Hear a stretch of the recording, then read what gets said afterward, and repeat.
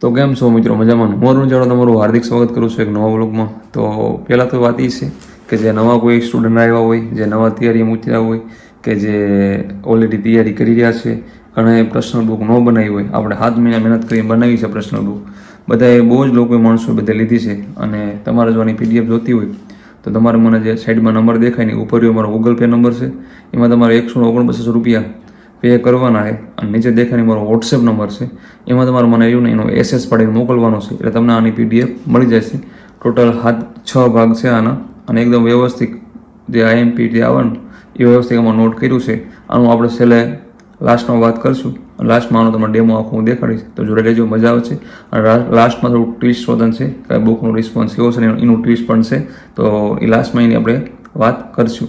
તો પહેલી વાત તો એ છે કે તમે રહ્યા અફવાઓથી દૂર રહ્યો.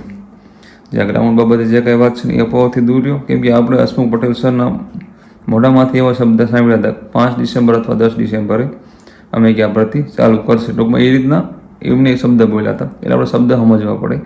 પણ મારા મત પ્રમાણે કે અમે જે ગઈ ભરતીમાં હતા ત્યારે મારું ગ્રાઉન્ડ લગભગ 7 જાન્યુઆરીએ હતું, અને ડિસેમ્બર મહિનામાં આગલા અઠવાડિયામાં ચાલુ થઈ ગયું હતું, અને એ રીતના જાન્યુઆરી મહિના 2 મહિના ચાલ્યું હતું.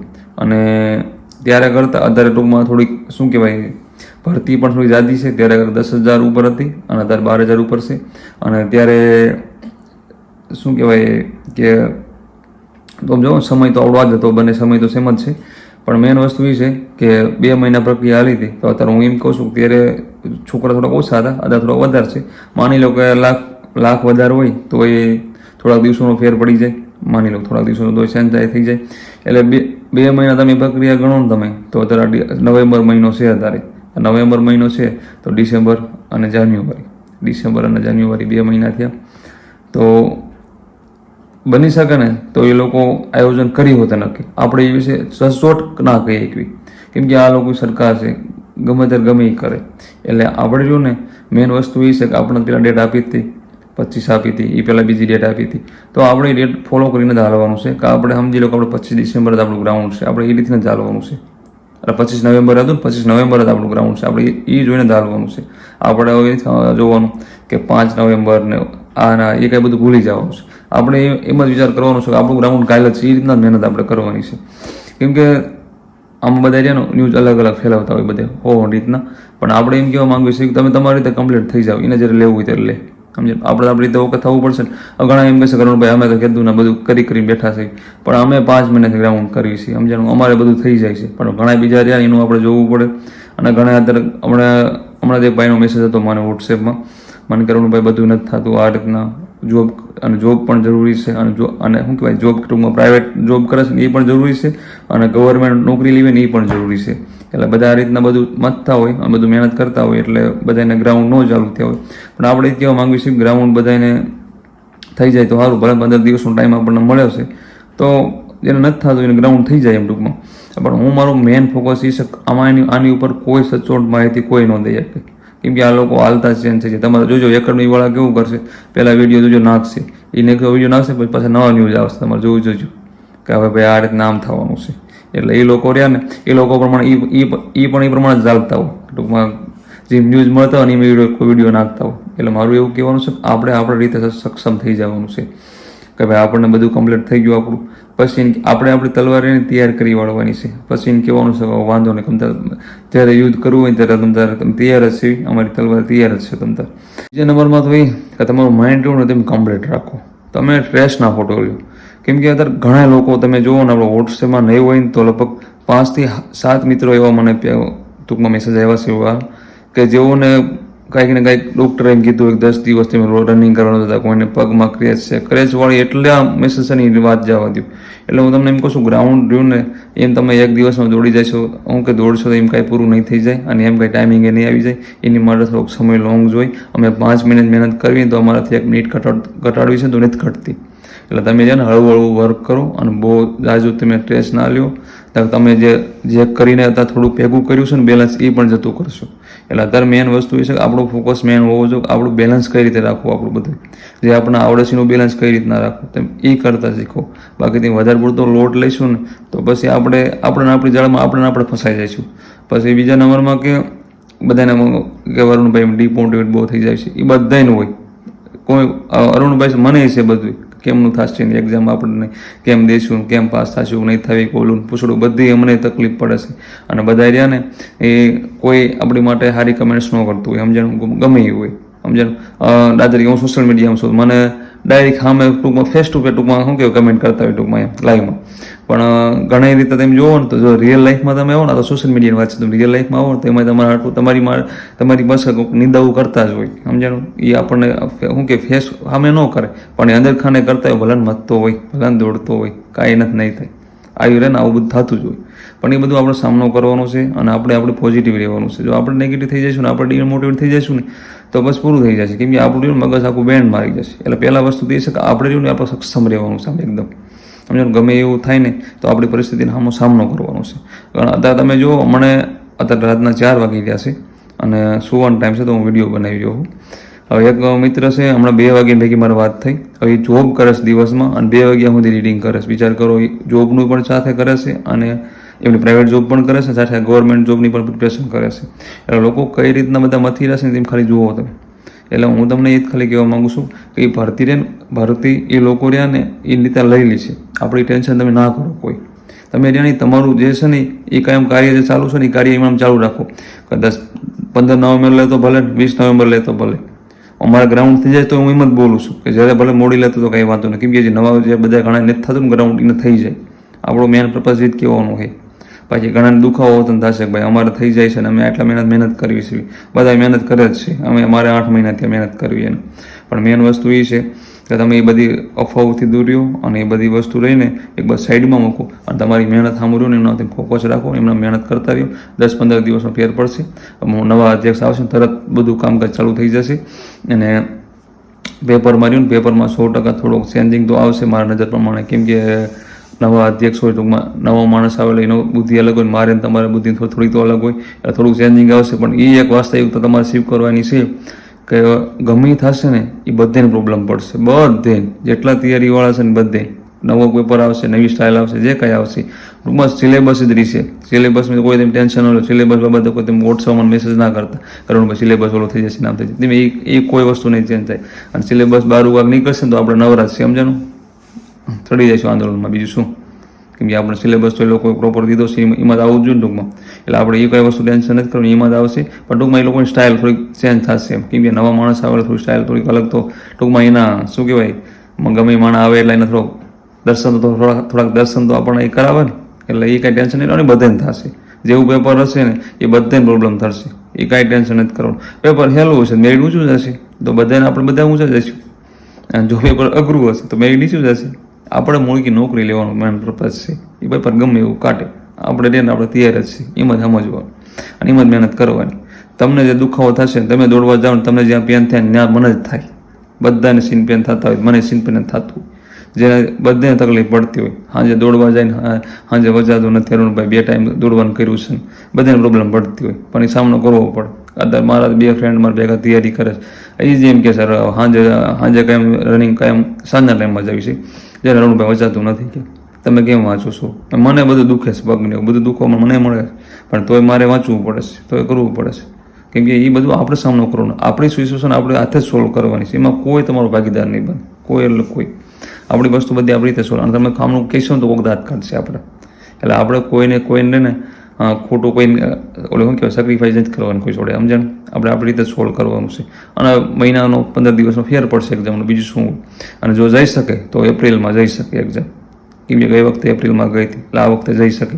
પણ આપણે સચોટ ના કહીએ એકવી થઈ શકે હું વ્યક્તિગત ખાલી કહું છું મારું ટૂંકમાં એ વસ્તુ બની શકે કોઈ કારણોસર આડું આવે એટલે અને આપણે આપણી રીતે તૈયારી બાકી ભરતી 100% લઈ એટલી છે એ તો આપણે કેવી છે ભરતી 100% લેલી છે જો ફેબ્રુઆરીમાં શક્ય નહીં થાય તો પછી એપ્રિલમાં કેમ કે માર્ચમાં પછી બોર્ડવાળા બધા હોય એટલે થોડુંક કેમ પ્રોબ્લેમ પડે બાકી બનતા સુધી લોકો લઈ તો લેશે તે કેમ કે એ લોકો અધ્યક્ષ નવા આવશે ને એટલી જ વાર છે અધ્યક્ષ નવા આવે ને એટલે તરત એન્ટ્રી પડી જ જશે એટલે આપણે એમ જ સમજવાનું હોય તમે એમ સમજીને હાલો ને એને 10 નવેમ્બર ખાલી બોલ્યા ને હસમુખ સર કે ભાઈ 10 નવેમ્બર અમે લેવાના છે તો તમે 10 નવેમ્બરનું ટાઈમ ટેબલ કરી નાખો 10 નવેમ્બર આપણે રહીને ભરતી કે 10 નવેમ્બર આપણે રહીને રનિંગ ચાલુ થાય છે નગર આ પીએસએ વાળા છે ને બોલાવવાના છે અને આપણું રનિંગ રહ્યું ને એ જાન્યુઆરી પહેલા અઠવાડિયામાં છે રેડી કોન્સ્ટેબલ વાળા એમ સમજો તમે કોન્સ્ટેબલમાં પહેલું અઠવાડિયું ને આપણું રનિંગ છે એમ જ તમે સમજો તો તમે એમ માનશો ને તો આપણે કંઈક મહેનત થશે ને બધું થશે. પછી ભલે કદાચ 10 દિવસ વધારે મળે તો સારું રિવિઝન ના મળે, વધારે મહેનત કરવા ના મળે, એમ સમજવું પડે. ઘણી વસ્તુ એવી હોય કે આપણે બધી એની સ્વીકારવી પડે, આપણે એની માન્ય રાખવી પડે. પછી તમે રહ્યા ને એમાં ઘૂસાયા રહ્યો, ઓલાના વિડીયો જોવો તો એ બધો પછી આપણો ટાઈમ પાસ છે, એમાં કાંઈ નથી ઓલું, સમજો. એકવાર તમારા કેમ કે એ બધાને વ્યક્તિગત નહીં પણ સામૂહિક બધાને નડવાનું જ છે, જે કાંઈ થશે ને એ બધાને નડવાનું છે. એટલે તમે એક વ્યક્તિગત બધું માથે ન લો ગમે એવું. ઘણા એમ છે કે આમાં લેવલ આવું થશે, પણ એટલે કાકા તને એકને ક્યાં નડવાનું છે, આખા ગામને નડવાનું છે, બધાને પ્રોબ્લેમ પડવાની છે. અને જે માણસ મહેનત કરતો હોય ને બધાનું લેવલ હરખું જ હોય. ઘણા એમ કહેતા હોય ને અમે આનું આમ નથી, બધા લેવલ હરખું જ હોય, આજુ ફેર ન હોય, સમજો પ્રોબ્લેમ હોય બધે.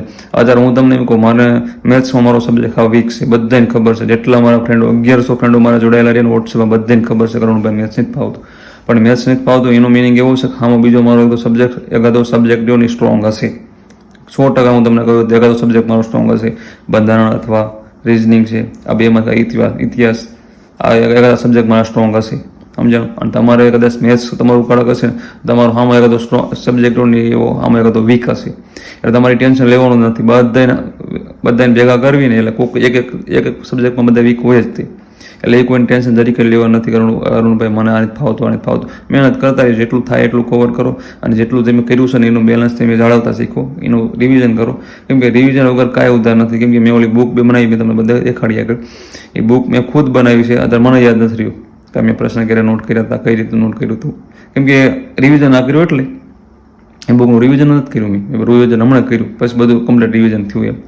એટલે કહું છું કે રિવિઝન બહુ ખાસ જરૂરી છે, અને બહુ જ રિવિઝન બહુ જ ખાસ જરૂરી છે. એટલે રિવિઝન કરતા રહેજો બધી વસ્તુનું. અને બીજા નંબરનો એક્ઝામ એ લીધે લઈ છે, એ ટાઈમ ટેન્શન ના લ્યો. તમે એક તૈયારી આમ ફોકસ દો. મારું મેન પર્પઝ જ કહેવાનું છે, તમે તૈયારી આમ ફોકસ કરો. કેમ કે પબ્લિક તમે રહ્યા ને તે વિચાર નથી કરી રહ્યા ને એટલું પબ્લિક મહેનત કરી રહ્યું છે, ફૂલ મહેનત કરી રહ્યું છે. કેમ કે મારા વોટ્સએપમાં 1100 છે ને, 1100 બે ફાર્મ મહેનત કરે છે. અને 1100 નહીં પણ કાલે પરમ દિવસ હજી સેવા વિડીયો મૂક્યો હતો, એ કેટલા એના 90,000 80,000 એના કાંક લીધી એપ્લિકેશન. એમની એકેડમીમાં બધા પોલીસવાળા જ છે, એટલે એટલું યાદ રાખજો. એમની એકેડમીમાં એ લોકો પોલીસની તૈયારી કરાવે, એ બધા પોલીસની તૈયારી કરે. તો વિચાર કરો, સામાન્ય 80,000 છોકરા એવા છે કે કન્ટિન્યુ મહેનત કરે છે. એપ્લિકેશન એના ઓલામાં લોગિન છે, એટલે આપણે સમજવાનું જ ત્યાં. અને તમે હું લખીને કહી દઉં કે બધા રહ્યા ને બધા ગામડાવાળા, મોસ્ટ ઓફ એમાં રહ્યા ને હું એમ કહું છું એ ત્રીજા ભાગના બધા ગામડાવાળા જ નીકળશે એમાંથી. કેમ કે એમના લોકોનું બધું વસ્તુ એની વ્યાજબી એકદમ છે, રિઝનેબલ પ્રાઇસ છે ને એટલા માટે. એટલે લગભગ એ બધા મોસ્ટ ઓફ ગામડાવાળા છે. એટલે અમે હું ગામડાનો છું એટલે કહું છું. એટલે મોસ્ટ ઓફ હું પણ એ વિષયનો માણસ છું, સમજાણું.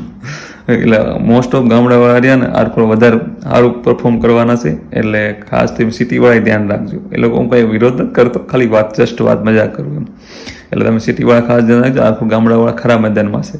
ગણિત બધાનું ભલે વીક કર્યું પણ દોડ બધાની મજબૂત છે આર કોઈ, સમજાણું. એટલે ખાસ ધ્યાન રાખજો બધા. અને કે સિટીવાળાને શું કહેવાય, એને પ્રોબ્લેમ હોય, એના રનિંગની પ્રોબ્લેમ હોય. ગામડાવાળો રનિંગ ગમે કરી વાળા, ગામડાવાળો ગમે એવો દોડી જાય. તમે આજુ નહીં માનો, ગઈ ભરતીમાં અમારે એક ફ્રેન્ડ હતા, એનો વજન સમથિંગ 85 એમ કંઈક હતો, 80-85 kg હતો. વિચાર કરો, એને ગ્રાઉન્ડ પાસ કરી નાખ્યો. ખાલી કેટલા ખબર, 1.5 મહિના મહેનત કરી. વિચાર કરો, અમારો જ ભાઈ બનશે. વિચાર કરો, એને તમારે એવું હોય ને તમારે વોટ્સએપ મેસેજ કરજો, તમે એની ભેગી વાત કરાવી ક્ષમતા. અમારા ગામના જ છે ભાઈ, બોલ.